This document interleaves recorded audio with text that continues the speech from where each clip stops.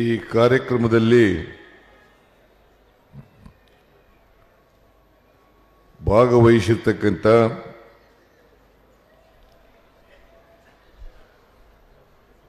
ಅಧ್ಯಕ್ಷರು ಅಮೀರ್ ಶರೀಯತ್ ಕರ್ನಾಟಕ ಶ್ರೀ ಮೌಲಾನಾ ಸಗೀರ್ ಅಹಮದ್ ಖಾನ್ ವಸೀದಿಯವರೇ, ಎಲ್ಲ ಇಸ್ಲಾಂ ಧರ್ಮದ ಧರ್ಮಗುರುಗಳೇ, ಈ ಕಾರ್ಯಕ್ರಮದಲ್ಲಿ ಭಾಗವಹಿಸಿರ್ತಕ್ಕಂಥ ಈ ಕ್ಷೇತ್ರದ ಶಾಸಕರು ಆದಂಥ ಸಚಿವರು ಆದಂಥ ಶ್ರೀ ಕೃಷ್ಣ ಬೈರೇಗೌಡ ಅವರೇ, ವಸತಿ ಮತ್ತು ಅಲ್ಪಸಂಖ್ಯಾತರ ಅಭಿವೃದ್ಧಿ ಸಚಿವರಾದಂಥ ಶ್ರೀ ಜಮೀರ್ ಅಹಮದ್ ಖಾನ್ ಅವರೇ,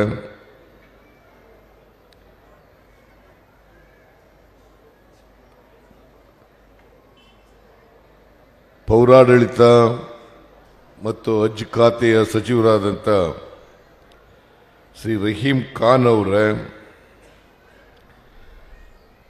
ಮುಖ್ಯಮಂತ್ರಿಗಳ ರಾಜಕೀಯ ಕಾರ್ಯದರ್ಶಿಗಳಾದಂಥ ನಶೀರ್ ಅಹಮದ್ ಅವರೇ,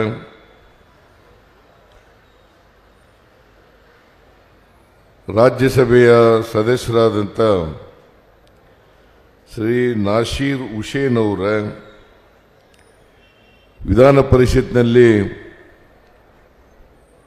ಮುಖ್ಯ ಸಚೇತಕರಾದಂಥ ಶ್ರೀ ಸಲೀಂ ಅಹಮದ್ ಅವರೇ, ಶಾಸಕರುಗಳಾದಂಥ ಖನಿಜಾ ಫಾತಿಮ್ ಅವರೇ, ಎಸ್ ಶ್ರೀನಿವಾಸ್ ಅವರೇ, ಮೇಲ್ಮನೆಯ ಸದಸ್ಯರಾದಂಥ ಅಬ್ದುಲ್ ಜಬ್ಬಾರ್ ಅವರೇ, ಶ್ರೀಮತಿ ಬಲ್ಕೀಸ್ ಬಾನು ಅವರೇ,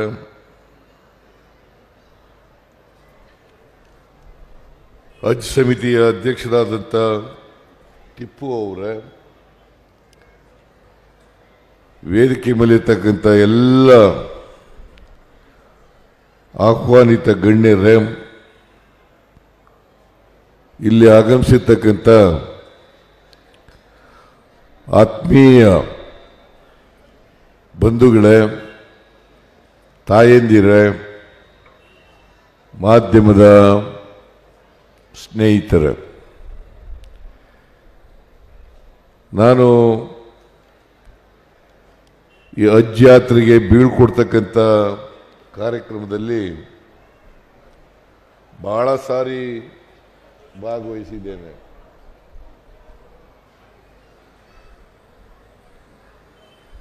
ಈ ಸಾರಿನೂ ಕೂಡ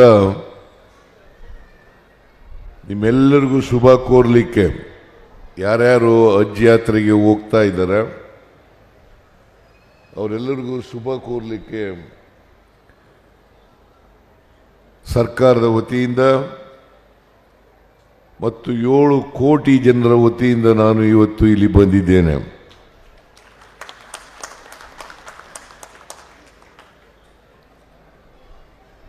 ಈ ವರ್ಷ ಸುಮಾರು 8,635 ಜನ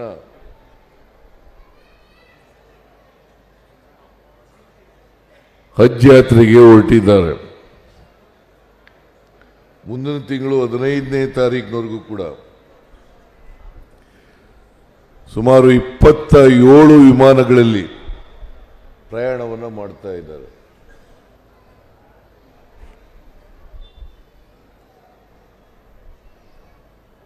ಪ್ರತಿಯೊಬ್ಬ ಮುಸಲ್ಮಾನ ಯಾರು ಆರ್ಥಿಕವಾಗಿ ಸದೃಢರಾಗಿದ್ದಾರೆ, ಆರೋಗ್ಯವಾಗಿ ಇದ್ದಾರೆ, ಅವರೆಲ್ಲರೂ ಕೂಡ ಒಮ್ಮೆಯಾದರೂ ಕೂಡ ಹಜ್ ಯಾತ್ರೆಯನ್ನು ಕೈಗೊಳ್ಳಲೇಬೇಕು ಅಂತಕ್ಕಂಥದ್ದು ಇಸ್ಲಾಂ ಧರ್ಮದಲ್ಲಿರ್ತಕ್ಕಂಥ 5 ಆಚರಣೆಗಳಲ್ಲಿ ಇದು ಒಂದು.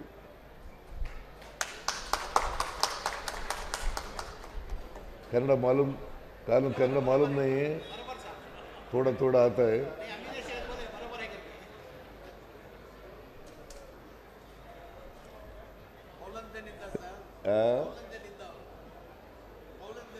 ಹೌದಾ?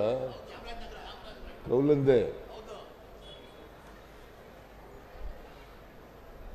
ಚಾಮರಾಜನಗರ ಜಿಲ್ಲೆ, ನಂಜನಗೂಡು ತಾಲೂಕು. ಅದರಿಂದ ಕನ್ನಡ ಗೊತ್ತಾಗ್ತದೆ ಅಂತ ಅನ್ಕೊಂಡಿದ್ದೀನಿ ನಾನು. ಕೌಲಂದಲ್ಲಿರೋ ಎಲ್ಲ ಮುಸಲ್ಮಾನರಿಗೂ ಕನ್ನಡ ಬರ್ತದೆ. ಇತ್ತೀಚಿನ ಮುಸಲ್ಮಾನರೆಲ್ಲರಿಗೂ ಕನ್ನಡ ಗೊತ್ತಿದೆ. ಕನ್ನಡ ಶಾಲೆಯಲ್ಲಿ ಓದ್ತಾರೆ. ಈಗ ಹಳ್ಳಿನಲ್ಲಿ ಇರ್ತಕ್ಕಂಥ ಮುಸಲ್ಮಾನರು ಕನ್ನಡದಲ್ಲಿ ಓದ್ತಾರೆ, ಕನ್ನಡವನ್ನು ಓದ್ತಾರೆ. ಸೊ ಹಾಗಾಗಿ ಬಹಳ ಜನರಿಗೆ ಕನ್ನಡ ಗೊತ್ತಿದೆ. ನಾನು ಈ ಸಂದರ್ಭದಲ್ಲಿ ಯಾರ್ಯಾರು ಅಜ್ಜೇತ್ರಿಗೆ ಹೋಗ್ತಾರೆ ಅವರೆಲ್ಲರೂ ಕೂಡ ಅವರ ಪ್ರಯಾಣ ಸುಖಕರವಾಗಿರಲಿ, ಅವರು ಆರೋಗ್ಯವಂತರಾಗಿ ವಾಪಸ್ ಬರಲಿ, ಅಲ್ಲಿ ಮೆಕ್ಕಾದಲ್ಲಿ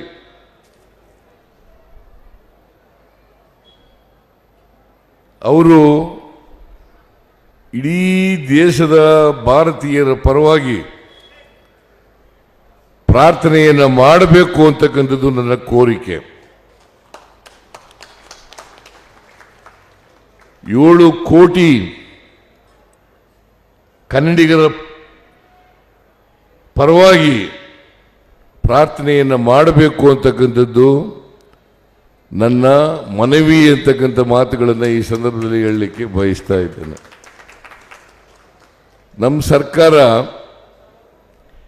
ಯಾರನ್ನೋ ಓಲೈಸಲಿಕ್ಕೋಸ್ಕರವಾಗಿ ಯಾವ ಕಾರ್ಯಕ್ರಮವನ್ನು ಕೂಡ ಮಾಡಲ್ಲ. ಯಾರನ್ನು ಓಲೈಸಲಿಕ್ಕೋಸ್ಕರವಾಗಿ ಯಾವುದೋ ಒಂದು ಧರ್ಮದ ಜನರನ್ನ, ಒಂದು ವರ್ಗದ ಜನರನ್ನ ಓಲೈಸಲಿಕ್ಕೋಸ್ಕರವಾಗಿ ಯಾವ ಕಾರ್ಯಕ್ರಮವೂ ಮಾಡಲ್ಲ. ನಾವು ಈ ಕರ್ನಾಟಕ ಕನ್ನಡ ನಾಡು ಸರ್ವ ಜನಾಂಗದ ಶಾಂತಿಯ ತೋಟ ಆಗಬೇಕು. ಕುವೆಂಪು ಅವರು ಹೇಳಿರ್ತಕ್ಕಂಥದ್ದು. ನಮ್ಮ ದೇಶದಲ್ಲಿ ಅನೇಕ ಜಾತಿಗಳಿದ್ದಾವೆ, ಅನೇಕ ಧರ್ಮಗಳಿದ್ದಾವೆ, ಅನೇಕ ಭಾಷೆಗಳಿದ್ದಾವೆ, ಅನೇಕ ಸಂಸ್ಕೃತಿಗಳಿದ್ದಾವೆ. ನಾವು ಯಾವ್ಯಾವುದೇ ಧರ್ಮಕ್ಕೆ ಸೇರಿರ್ಬೋದು, ಯಾವುದೇ ಜಾತಿಗೆ ಸೇರಿರ್ಬೋದು, ಆದರೆ ಮೂಲತಃ ನಾವೆಲ್ಲರೂ ಕೂಡ ಮಾನವರು, ಮನುಷ್ಯರು ಅಂತಕ್ಕಂಥದ್ದನ್ನು ತಿಳ್ಕೋಬೇಕಾಗುತ್ತೆ. ಆದ್ದರಿಂದ ನಾವೆಲ್ಲ ಮಾನವರಾಗಿರ್ಬೇಕು, ಮೃಗಗಳಂತೆ ಇರಬಾರದು. ಯಾವ ಧರ್ಮನೂ ಕೂಡ ಮಾನವರಾಗಿ ಇರಿ ಅಂತ ಹೇಳ್ತದೆ ಹೊರತು ಮೃಗಗಳಾಗಿ ಇರಿ ಅಂತ ಯಾವ ಧರ್ಮನೂ ಹೇಳಲಿಕ್ಕೆ ಸಾಧ್ಯ ಇಲ್ಲ. ಅದು ಇಸ್ಲಾಂ ಧರ್ಮ ಇರ್ಬೋದು, ಹಿಂದೂ ಧರ್ಮ ಇರ್ಬೋದು, ಕ್ರಿಶ್ಚಿಯನ್ ಧರ್ಮ ಇರ್ಬೋದು, ಬೌದ್ಧ ಧರ್ಮ ಇರ್ಬೋದು, ಜೈನ ಧರ್ಮ ಇರ್ಬೋದು, ಅಥವಾ ಪಂಜಾಬ್ ಧರ್ಮ ಇರ್ಬೋದು, ಸಿಖ್ ಧರ್ಮ ಇರ್ಬೋದು. ಯಾವುದೇ ಧರ್ಮನೂ ಕೂಡ ಮನುಷ್ಯತ್ವವನ್ನು ಬೋಧಿಸ್ತಾರೆ ಹೊರತು ಅಮಾನುಷವಾದಂಥ, ಅಮಾನವೀಯವಾದಂಥ ವಿಚಾರಗಳನ್ನು ಎಲ್ಲೂ ಕೂಡ ಹೇಳಲ್ಲ. ಇದನ್ನು ಪ್ರತಿಯೊಬ್ಬರು ಕೂಡ ಅರ್ಥ ಮಾಡ್ಕೋಬೇಕಾಗ್ತದೆ. ಅದಕ್ಕೋಸ್ಕರ ನೀವೆಲ್ಲರೂ ಕೂಡ ದುವಾ ಮಾಡಬೇಕಾಗಿರ್ತಕ್ಕಂಥದ್ದು,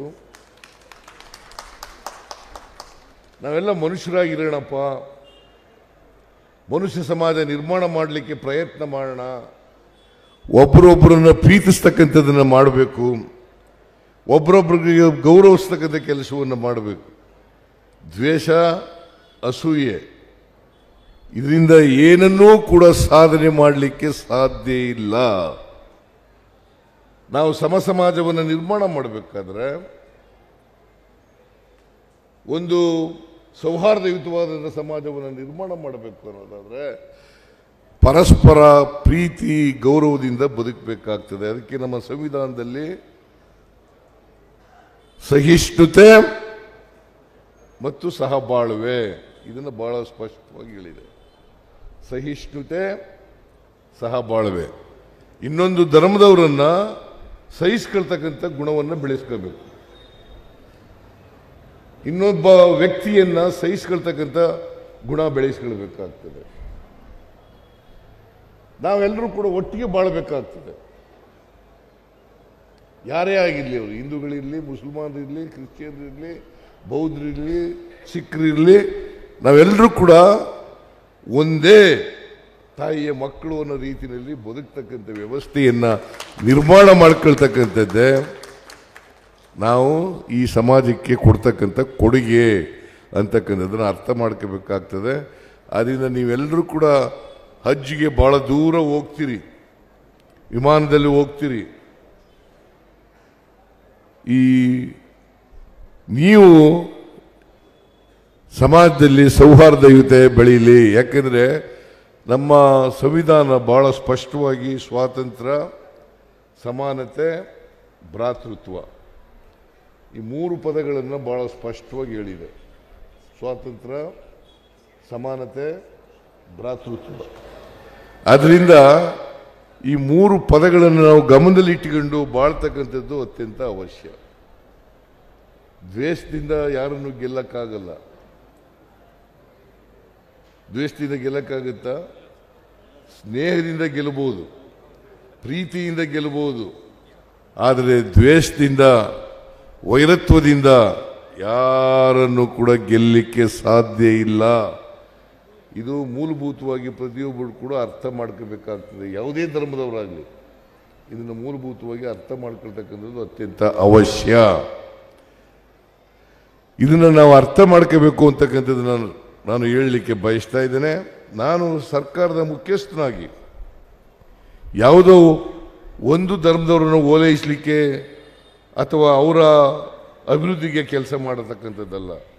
ಈ ಸಮಾಜದಲ್ಲಿರ್ತಕ್ಕಂಥ ಎಲ್ಲ ಬಡವರು ಯಾವುದೇ ಧರ್ಮಕ್ಕೆ ಸೇರಿರಲಿ, ಯಾವ ಜಾತಿಗಾರ ಸೇರಿರಲಿ, ಎಲ್ಲರೂ ಕೂಡ ಸಮಾನ ಅವಕಾಶಗಳಿಂದ ಬದುಕಬೇಕು, ಸಮಾನವಾಗಿ ಬದುಕಬೇಕು. ಈಗ ನಾವು ಸ್ವಾತಂತ್ರ್ಯ ಬಂದ ಮೇಲೆ ಪಾರ್ಟಿಷನ್ ಆಯಿತು. ನಮ್ಮಲ್ಲಿ ಭಾರತದಲ್ಲಿ ಕೆಲವು ಮುಸಲ್ಮಾನರು ಉಳ್ಕೊಂಡ್ರು, ಅವರೆಲ್ಲ ಭಾರತೀಯರು. ನಾವೆಲ್ಲ ಭಾರತೀಯರು. ನಾವು ಭಾರತೀಯರಾಗಿ ಇರಬೇಕು ಹೊರತು ಬೇರೊಂದು ಯೋಚನೆ ಮಾಡ್ತಕ್ಕಂಥ ಕೆಲಸವನ್ನು ಮಾಡಬಾರದು. ಮುಸಲ್ಮಾನರು ಕೂಡ ನಮ್ಮ ಅಣ್ಣ ತಮ್ಮಂದಿರು ಅಂತಕ್ಕಂಥ ಭಾವನೆಯನ್ನು ಬೆಳೆಸ್ಕೊಳ್ತಕ್ಕಂಥದ್ದು ಅತ್ಯಂತ ಅವಶ್ಯ. ಹಿಂದೂಗಳು ಕೂಡ ನಮ್ಮ ಅಣ್ಣ ತಮ್ಮಂದಿರು, ಕ್ರಿಶ್ಚಿಯನ್ರು ಕೂಡ ನಮ್ಮ ಅಣ್ಣ ತಮ್ಮಂದಿರು. ಅದನ್ನು ಬೆಳೆಸ್ಕೋಬೇಕು. ಅದು ಬೆಳೆಸ್ಕೊಂಡಾಗ ಮಾತ್ರ ಸೌಹಾರ್ದತೆಯಿಂದ, ಸಮಾನತೆಯಿಂದ ಬಾಳಲಿಕ್ಕೆ ಸಾಧ್ಯ ಆಗ್ತದೆ. ಇದನ್ನು ಎಲ್ಲರೂ ಕೂಡ ಅರ್ಥ ಮಾಡ್ಕೋಬೇಕು. ಬಹುಶಃ ದೇವರು ಸಮಾನತೆ ಬಯಸ್ತಾನೆ ಹೊರತು ದ್ವೇಷದ ಸಮಾಜವನ್ನು ಬಯಸಲಿಕ್ಕೆ ಸಾಧ್ಯನೇ ಇಲ್ಲ. ಸಮಾನತೆಯ ಸಮಾಜ, ಪ್ರೀತಿ ವಿಶ್ವಾಸ ಇರ್ತಕ್ಕಂಥ ಸಮಾಜ, ಅಂಥ ಸಮಾಜ, ಮಾನವೀಯತೆ ಇರ್ತಕ್ಕಂಥ ಸಮಾಜ, ಅಂಥ ಸಮಾಜ ಬಯಸ್ತಾನೆ ಹೊರತು ದ್ವೇಷದಿಂದ ಕೂಡಿರ್ತಕ್ಕಂಥ ಬೇರೆ ಬೇರೆ ಅಸಮಾನತೆಯಿಂದ ಕೂಡಿರ್ತಕ್ಕಂಥ ಸಮಾಜವನ್ನು ಬಯಸಲಿಕ್ಕೆ ಸಾಧ್ಯನೇ ಇಲ್ಲ. ಅದಕ್ಕೋಸ್ಕರ ನಮ್ಮ ಸರ್ಕಾರ ಎಲ್ಲ ಜನಾಂಗದವರು, ಎಲ್ಲ ಧರ್ಮದವರು ಎಲ್ಲರನ್ನೂ ಕೂಡ ಸಮಾನವಾಗಿ ಕಾಣ್ತಕ್ಕಂಥ ಕೆಲಸವನ್ನು ಮಾಡ್ತೇವೆ. ಈಗ ನಮ್ಮ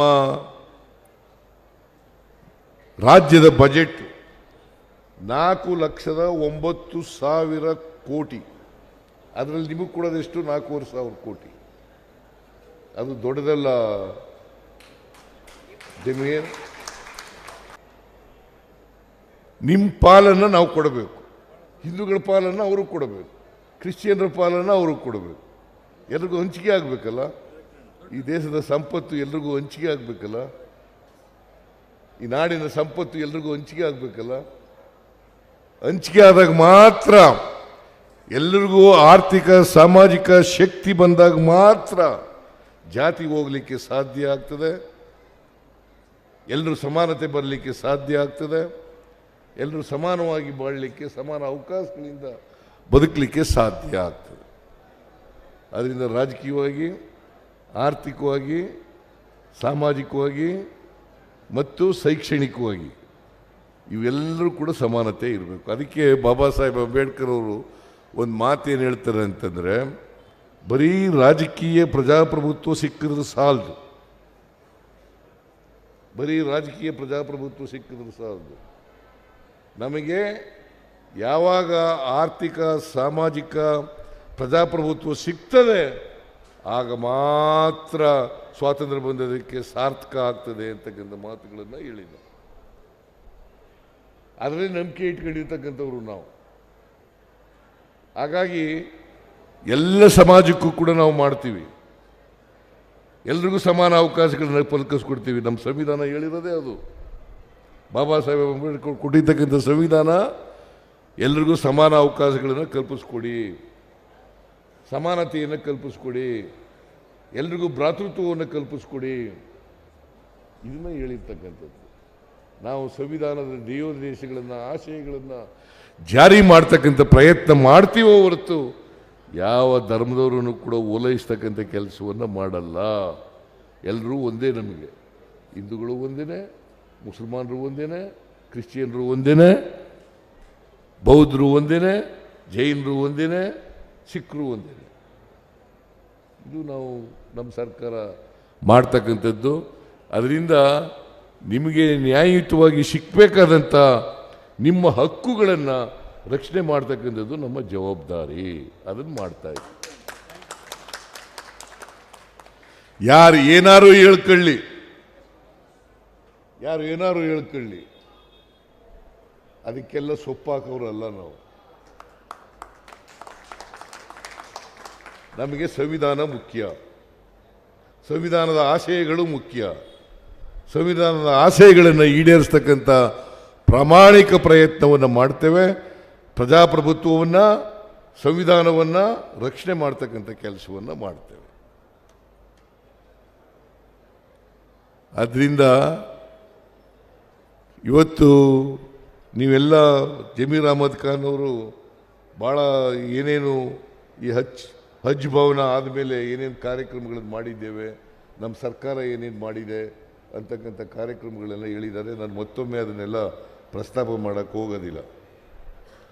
ಇಲ್ಲಿ ನಾನು 14ನೇ ತಾರೀಕು ಮಂಗಳೂರಿಗೆ ಹೋಗ್ತಾ ಇದ್ದೀನಿ. ಮಂಗಳೂರಿನಲ್ಲಿ ಒಂದು ಹಜ್ ಭವನ ಆಗಲೇಬೇಕು. ಅದಕ್ಕೆ ಶಂಕುಸ್ಥಾಪನೆಯನ್ನು ಮಾಡ್ತೇನೆ. ಅವತ್ತು 16ನೇ ತಾರೀಕು ಶಂಕುಸ್ಥಾಪನೆಯನ್ನು ಮಾಡ್ತೇನೆ. ಆಮೇಲೆ ಜಮೀರ್ ಅಹಮದ್ ಖಾನ್ ಅವರು ಗುಲ್ಬರ್ಗಕ್ಕೆ ಹೋಗ್ತಾ ಇದ್ದಾರೆ 6ನೇ ತಾರೀಕು, ಅದಕ್ಕೆ ಶಂಕುಸ್ಥಾಪನೆಯನ್ನು ಮಾಡ್ತೇವೆ. ಇದಕ್ಕೂ ಕೂಡ 10 ಕೋಟಿ ಕೊಟ್ಟಿದ್ದೀನಿ ಈ ಸಾರಿ. ಇದು ಪರ್ಮನೆಂಟ್ ಆಗಿ ಒಂದು ಸ್ಟ್ರಕ್ಚರನ್ನು ಮಾಡಬೇಕು. ಯಾಕಂದರೆ ಪ್ರವಾಸಿಗರು ಬರ್ತಾರೆ, ಇಲ್ಲಿಗೆ ಬಂದವ್ರಿಗೆ ಉಳ್ಕೊಳ್ಳಿಕ್ಕೆ ಜಾಗ ಬೇಕು ಅಂತೇಳಿ ಅವ್ರಿಗೋಸ್ಕರವಾಗಿ 10 ಕೋಟಿ ರೂಪಾಯಿಯನ್ನು ಕೊಟ್ಟಿದ್ದೀವಿ. ಇವತ್ತು ಇಲ್ಲಿ ಟೆಂಪ್ರರಿಯಾಗಿ ಶೆಡ್ ಹಾಕಿದ್ದೀರಲ್ಲ, ಒಂದು ತಿಂಗಳವರೆಗೆ ಇರಬೇಕಲ್ಲ, 15 ದಿನ 20 ದಿನದವರೆಗೆ ಇರಬೇಕಲ್ಲ. 1 ಕೋಟಿ ರೂಪಾಯಿ ಆಗುತ್ತೆ ಇದಕ್ಕೆ. 2 ಕೋಟಿ 10 ಕೋಟಿ ಕೊಟ್ಟು ಪರ್ಮನೆಂಟಾಗಿ ಸ್ಟ್ರಕ್ಚರ್ ಮಾಡಿಬಿಟ್ರೆ ಈ ಸಮಸ್ಯೆ ಬರೋದೇ ಇಲ್ವಲ್ಲ. ಅದಕ್ಕೋಸ್ಕರವಾಗಿ 10 ಕೋಟಿ ರೂಪಾಯಿಗಳನ್ನು ಈ ಸರ್ಕಾರಕ್ಕೆ ಕೊಟ್ಟಿದ್ದೀನಿ. ಈಗ ಜಮೀರ್ ಅಹಮದ್ ಖಾನ್ ಅವರು ಅಲ್ಪಸಂಖ್ಯಾತರ ಅಭಿವೃದ್ಧಿ ಸಚಿವರು, ಅವ್ರಿಗೆ ದುಡ್ಡು ಕೊಟ್ಟಿದ್ದೀನಿ. ಇವೆಲ್ಲ ಮಾಡಪ್ಪ ನೀನು.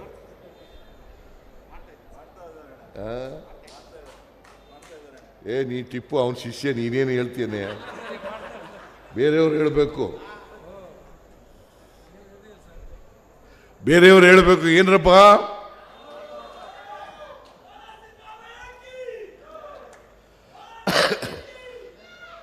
ಆದ್ದರಿಂದ ನಾನು ನಿಮ್ಮಲ್ಲಿ ಇಷ್ಟೇ ಮನವಿ ಮಾಡೋದು, ನಿಮ್ಮಲ್ಲಿ ಶಿಕ್ಷಣ ಹೆಚ್ಚಾಗಬೇಕು. ಸಾಚಾರ್ ಕಮಿಟಿನಲ್ಲಿ ಭಾಳ ಕಡಿಮೆ ಶಿಕ್ಷಣ ಕಡಿಮೆ ಇದೆ ಅಂತ ಹೇಳಿದ್ದಾರೆ. ಶಿಕ್ಷಣ ಜಾಸ್ತಿ ಆಗದೆ ಹೋದರೆ ಸ್ವಾಭಿಮಾನ ಬರಲ್ಲ. ನೀವು ಸ್ವಾಭಿಮಾನದಿಂದ ಬದುಕಬೇಕು ಅನ್ನೋದಾದರೆ, ಸ್ನೇಹಿತರಂತೆ ಬದುಕಬೇಕು ಅನ್ನೋದಾದರೆ, ಗುಲಾಮಗಿರಿಯನ್ನು ತೆಗೆದಾಕಬೇಕು ಅನ್ನೋದಾದರೆ ಪ್ರತಿಯೊಬ್ಬರು ಕೂಡ ಶಿಕ್ಷಣವನ್ನು ಪಡ್ಕೊಳ್ಳೇಬೇಕು. ಆ ಕೆಲಸವನ್ನು ನೀವು ಮಾಡಬೇಕು ಅಂತೇಳಿ ನಿಮ್ಮಲ್ಲಿ ಮನವಿ ಮಾಡಲಿಕ್ಕೆ ಬಯಸ್ತಾ ಇದ್ದೇನೆ. ಶಿಕ್ಷಣ ಆಗಲೇಬೇಕು. ಈಗ ಇವರೆಲ್ಲ ಶಿಕ್ಷಣ ಪಡ್ಕೊಂಡಿರೋದ್ರಿಂದ ನೀವೆಲ್ಲ ಬಂದಿದ್ದೀರಿ, ಇಲ್ಲಿ ಕೂತ್ಕೊಳ್ಳಿಕ್ಕೆ ಸಾಧ್ಯ ಆಗಿದೆ. ರೆಹಮಾನ್ ಖಾನ್ ಸಾಹೇಬರು ಬರಬೇಕಾಗಿತ್ತು. ಅವ್ರಿಗೆ ಹುಷಾರಿಲ್ಲ ಅಂತ ಬಂದಿಲ್ಲ.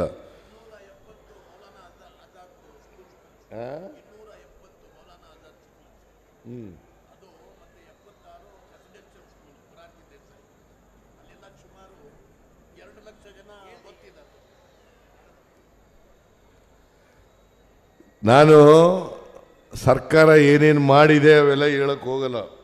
ಅದೆಲ್ಲ ನೀವೆಲ್ಲ ಜನಗಳಿಗೆ ಹೇಳಬೇಕು. ನೀವು ನಾನೇ ಹೇಳಿದ್ರೆ ಅದು ಚೆನ್ನಾಗಿ ಕಾಣಿಸಲ್ಲ. ನಾವು ನಮ್ಮ ಸರ್ಕಾರ ಏನು ಮಾಡಿದೆ ಅದನ್ನು ಜನರಿಗೆ ಹೇಳಬೇಕು. ನಾವು ಯಾರಿಗೂ ಅನ್ಯಾಯ ಮಾಡಲ್ಲ, ಯಾವ ಧರ್ಮದವ್ರಿಗೂ ಅನ್ಯಾಯ ಮಾಡಲ್ಲ, ಯಾವ ಜಾತಿಯವ್ರಿಗೂ ಅನ್ಯಾಯ ಮಾಡಲ್ಲ. ಎಲ್ರಿಗೂ ರಕ್ಷಣೆ ಕೊಡ್ತಕ್ಕಂಥದ್ದೇ ನಮ್ಮ ಕರ್ತವ್ಯ. ನಿಮಗೂ ರಕ್ಷಣೆ ಕೊಡ್ತಕ್ಕಂಥದ್ದೇ ನಮ್ಮ ಕರ್ತವ್ಯ. ಹಾಗಾಗಿ ನಮ್ಮ ಸರ್ಕಾರದಲ್ಲಿ ಯಾರೂ ಆತಂಕ ಪಡಬೇಕಾದಂಥ ಅಗತ್ಯ ಇಲ್ಲ. ಕರ್ನಾಟಕದಲ್ಲಂತೂ ಯಾರೂ ಆತಂಕ ಪಡಬೇಕಾದಂಥ ಅಗತ್ಯ ಇಲ್ಲ. ಎಲ್ಲರೂ ಕೂಡ ಕಾನೂನು ದೃಷ್ಟಿಯಲ್ಲಿ ಸಮಾನರು, ಎಲ್ಲರಿಗೂ ರಕ್ಷಣೆ ಇದೆ. ಅದನ್ನು ನಮ್ಮ ಸರ್ಕಾರ ಮಾಡ್ತದೆ ಅಂತಕ್ಕಂಥ ಮಾತುಗಳನ್ನು ಹೇಳಲಿಕ್ಕೆ ಬಯಸ್ತಾ ಇದ್ದೇನೆ. ನಾನು ಮತ್ತೊಮ್ಮೆ ನೀವೆಲ್ಲ ಹೋಗಿ ಯಾವುದು ಉಮ್ರಾ ಹಜ್ ಯಾತ್ರೆ ಅಲ್ಲಿ ಹೋಗಿ ಪ್ರಾರ್ಥನೆ ಮಾಡಿ. ದುವಾ ಅಂದರೆ ಅದೇ ತಾನೇ ಪ್ರಾರ್ಥನೆ, ದುವಾ ಪ್ರಾರ್ಥನೆ ಮಾಡಿ. ನಾನು ಕನ್ನಡದಲ್ಲಿ ಹೇಳ್ತೀನಪ್ಪ, ದುವಾ ಕರೋ.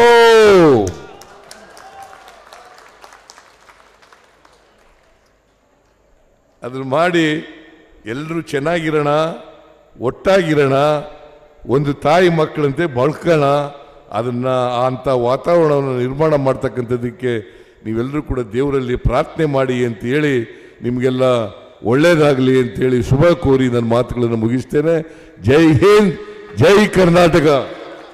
ಮಕ್ಕಳ ಹೈಯರ್ ಎಜುಕೇಷನ್, ಮಗಳ ಮದುವೆ, ಕನಸಿನ ಸ್ವಂತ ಮನೆ, ಇದಕ್ಕೆಲ್ಲ ಹೆಂಗೆ ಹಣ ಹೊಂದಿಸ್ಬೇಕಂತ ಟೆನ್ಷನಲ್ಲಿ ಇದ್ದೀರಾ? ಇರೋ ಚಿನ್ನನ ಅಡ ಬಿಟ್ರೆ ಬಡ್ಡಿ ಮೇಲೆ ಬಡ್ಡಿ ಕಟ್ಟಬೇಕು. ಮಾರಿಬಿಡೋಣ ಅಂದ್ರೆ ಅರ್ಧಕ್ಕರ್ಧ ಕೇಳ್ತಾರಂತ ಆತಂಕದಲ್ಲಿದ್ದೀರಾ? ಟೆನ್ಷನ್ ಬಿಡಿ. ನೀವು ಅಡವಿಟ್ಟ ಚಿನ್ನವನ್ನ ಬಿಡಿಸಿ ನಿಮ್ಮಲ್ಲಿರೋ ಹಳೆ ಚಿನ್ನವನ್ನ ಇಂದಿನ ಆನ್ಲೈನ್ ರೇಟಿಗೆ ಕೊಂಡುಕೊಂಡು ತಕ್ಷಣ ನಿಮಗೆ ಬಾಕಿ ಹಣ ಕೊಡ್ತೀವಿ. ಕೋಟ್ಯಾಂತರ ಜನರ ಆತ್ಮವಿಶ್ವಾಸ ಹಿಂದೂಸ್ತಾನ್ ಗೋಲ್ಡ್ ಕಂಪನಿ, ಇದು ನಮ್ಮೆಲ್ಲರ ಕಂಪನಿ.